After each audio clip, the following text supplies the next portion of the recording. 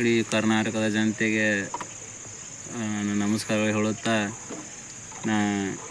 ನಾಳೆ ನಡೆಯುವಂಥ RCB ಮತ್ತು ಪಂಜಾಬ ಟೀಮಿನೊಳಗೆ ಗೆದ್ರೆ, ನಮ್ಮ RCB ಟೀಮಿಗೆ ಗೆತ್ತಂದ್ರೆ ನಾನು ಅಯೋಧ್ಯ ಶ್ರೀರಾಮ ಮಂದಿರಕ್ಕೆ ಬರ್ತೀನಿ ಅಂತೇಳಿ IPL ಚಾಲೂ ಆದಾಗ ನಾನು ಬಿಡ್ಕೊಂಡಿದ್ದೆ. ಶ್ರೀರಾಮನ ಆಶೀರ್ವಾದದಿಂದ ನಮ್ಮ ಟೀಮ್ ಫೈನಲ್ಗೆ ಬಂದೈತಿ. ನಾಳೆ ಒಂದಿನ ಅವ್ರನ್ನ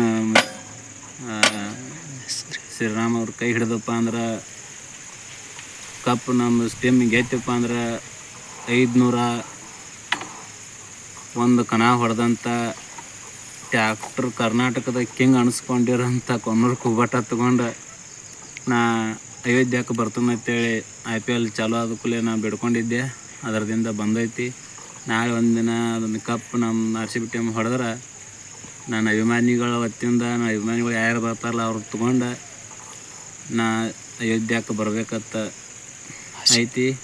ಶ್ರೀರಾಮ್ ಅದನ್ನು ಅವನ ಕೈ ಮುಗಿಕೊಳ್ಳುವಂಥ, ಅವರು ಬರುವಂಥ ಏನೋ ಅವರ ಕೆಟ್ಟ ಇದನ್ನು ಬರ್ತಿರ್ತಾವೆ ಅಂಥ ಗಳಿಗೆ ಅದನ್ನು ದೂರ ಮಾಡಿ ಅದನ್ನು ನಾಳೆಗೆ ಅದನ್ನು ಏನು ನಮ್ಮದು 18 ವರ್ಷದಿಂದ ಈ ಪ್ರಯತ್ನ ನಡೆದೈತಿ.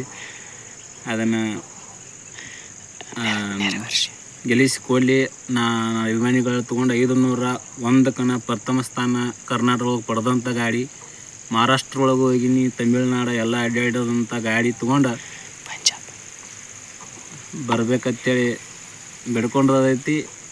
RCB ಟೀಮ್ ಹೊಡೆದ್ರೆ ನಾನು ಅಭಿಮಾನಿಗಳು ತೊಗೊಂಡು ಅಯೋಧ್ಯ ಶ್ರೀರಾಮ ಮಂದಿರ 500 ಕಿಲೋಮೀಟ್ರ್ ಇರ್ತಾ ಪಾದಯಾತ್ರೆ ಅಲ್ಲಿಂದ ಚಾಲೂ ಆಗ್ತೈತಿ.